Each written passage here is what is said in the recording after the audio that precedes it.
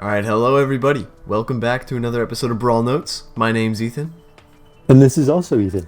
and today we're checking out some Brawlhalla statistics. If you guys have never tried this out, go ahead and look up on Google or whatever search engine you use, Brawlhalla statistics. Today we're going to be looking at Brawlnotes, which is an interesting website. I think their interface is a lot more friendly to look at differences between legends and ranks and everything, because you can sort by rank, you can sort by patch. So that's all interesting stuff. What are we going to be talking about today? Well, today we're just going to be covering kind of like play rate, win rate, and then kind of like certain trends you see as we change like ranks in the game, and then also talking about maybe why weapons have certain trends or why the statistics are as they are. Yeah. Giving our opinion on some of it. Right. So again, right now we're sorting by play rate. So you see the highest play rate at the top, the lowest play rate at the bottom.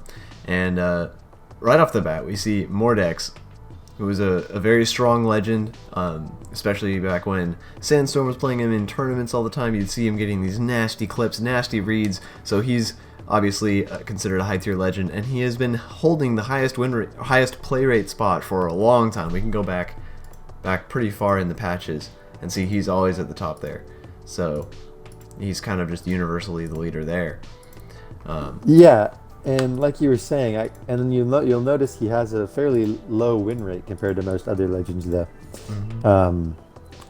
And I think this is because like obviously his play rate is exponentially greater than all the other legends, except for Petra. But Petra, the reason why Petra's went up recently is because of the battle pass. Right. So disregarding Petra, Mordex is significantly higher than the rest. And then like that's obviously because there's all the clips, and like you look up like general like best Brawlhalla player, you see Mordex from clips from Sandstorm, and I think a lot of the players from any rank want to get those kind of clips, so they end up playing Mordex, even though he might not have the highest win rate because of that. Yeah, exactly. And there's a lot of other helpful statistics you can look at here, but we just want to focus on a few at a time. So feel free to absorb those as you wish. And yeah, like you said, the Battle Pass brought Petra up. She's at 5.6%, and then you go back one patch, and she's not even in like the top 20. So that's to be expected when you release a skin of that stature. And so, I appreciate that they're kind of bringing legends up like that. One interesting for me is seeing Artemis as high as she is, because I don't know. I feel like, at least for me, like Artemis play like it's just a weird weapon combo. I think like, at least in my mind, like Scythe mains generally don't play Lance, and Lance mains generally don't play Scythe.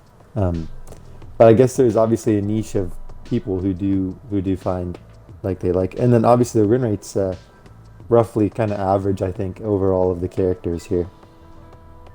Yeah. Like in this top section, we're seeing a couple above 50, a couple below 50, but none incredibly low.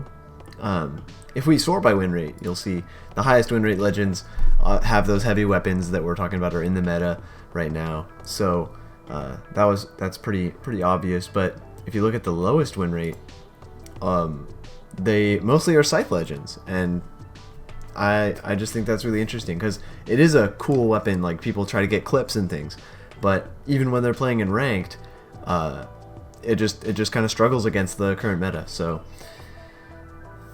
Yeah, and I think that is partially probably due because like obviously Scythe is a good weapon, and there are games where it can like absolutely just like shred your opponent, but like if you're not hitting things, or like you're not getting reads, and like reads are very dependent on the person you're playing against, and if you're not getting reads, then the weapon it loses a lot of its like worth, because it takes like 3 Scythe moves to like make up to like 1 stomp side air on hammer or something like that.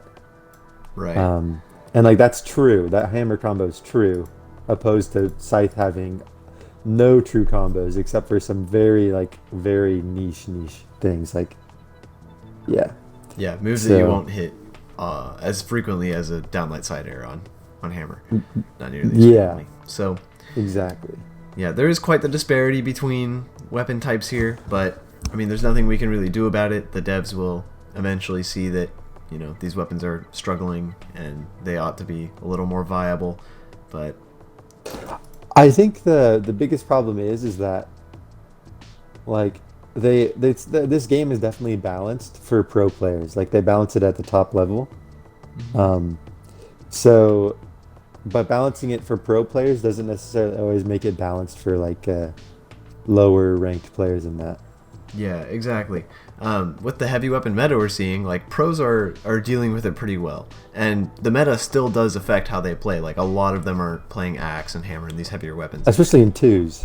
In Yeah, twos, they play like all heavy weapons. right.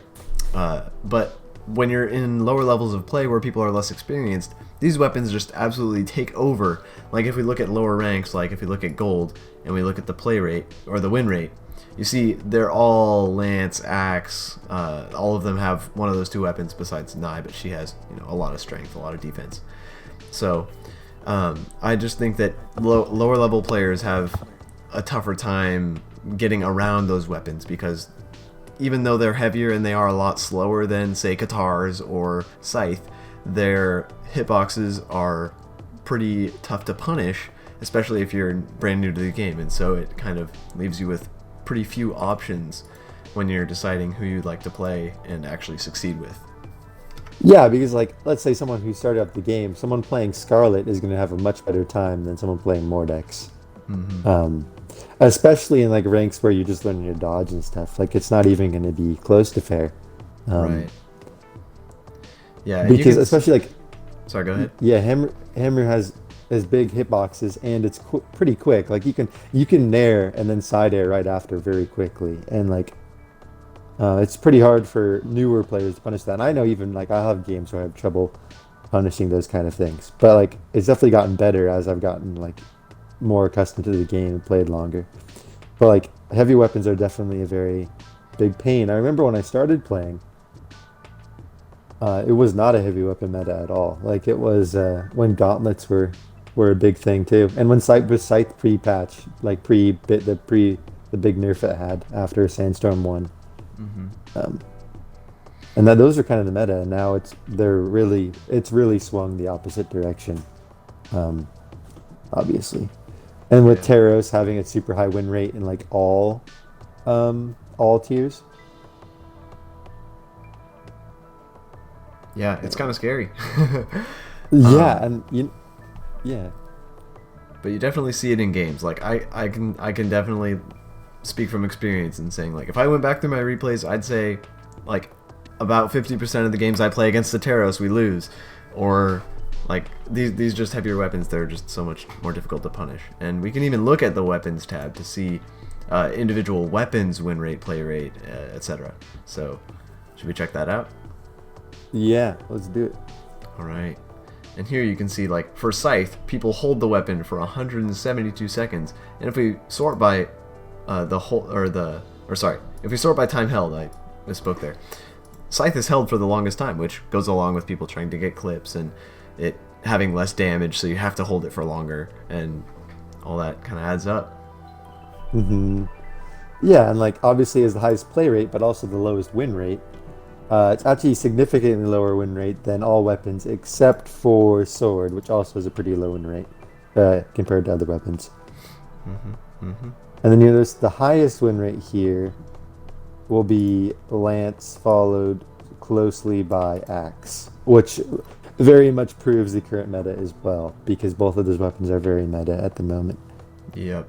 And another interesting thing to look at is the play rate per legend, like, because Scythe has a pretty high play rate, but it also only has 7 legends compared to Sword having 10, I believe. So yeah, the play rate divided by the number of legends kind of balances that out. Again, you see Scythe, and then the heavier weapons are following. But I prefer looking at the actual weapon play rate rather than the legend play rate, because if you look at the legend play rate, like besides Mordex, there a lot of them play heavy weapons, but here you actually see Scythe, Orb, and Gauntlets are at the top here. I mean, Orb probably from Petra, but I don't know. I just prefer to look at it this way than with the Yeah, legends.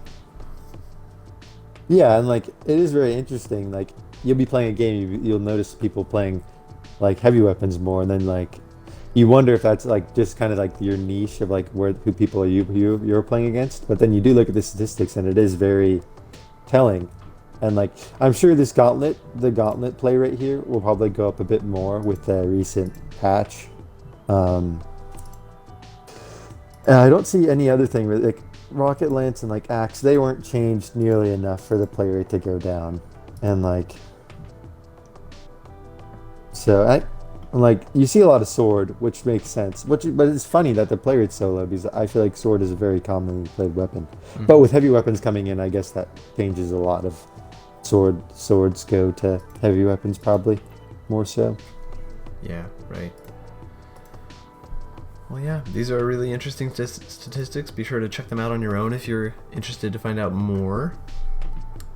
Yeah, and then one thing I want to say too is that like there are statistics here, but like obviously this game is like balanced and like there are obviously there's a meta right now, and there are weapons are stronger than others, but like obviously all of these weapons like you look at the win rate and they're all it's like there's pretty big differences, but like ultimately in individual games not going to matter that much, and like you can win with like any weapon, and we're not saying that like if you play Scythe you're going to lose more. We're just saying that overall in trends Scythe is a little, you overall there's less wins with Scythe, but that's not saying that in an individual setting can't do really well with Scythe in like ranked or something. Yeah, exactly. And although Scythe has the highest play rate, lowest win rate, that's often that often has to do with like the skill ceiling of the weapon. So with Scythe, the skill ceiling is basically infinitely high because as you get better, you learn more reads. Your viability in games goes up a lot more.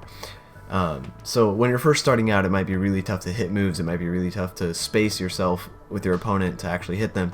But as you get better, you get more into the rhythm, and you can hit a lot more moves, a lot more strings, and just rack up the damage. So again, don't let the statistics really fool you, I guess, because any Yeah, weapon can be viable. yeah, don't let it determine what you play. Play what you want to. Hmm. But we just thought it would be interesting to check these out because it really does show the current meta and what players are liking to play right now. But yeah, don't let it determine what you want to play. Yeah, exactly. It is a game. Play what you want. Have fun. That's what we always try to stick by. Yeah. Well, thanks for watching, guys. Yeah, we'll see you next time. Peace.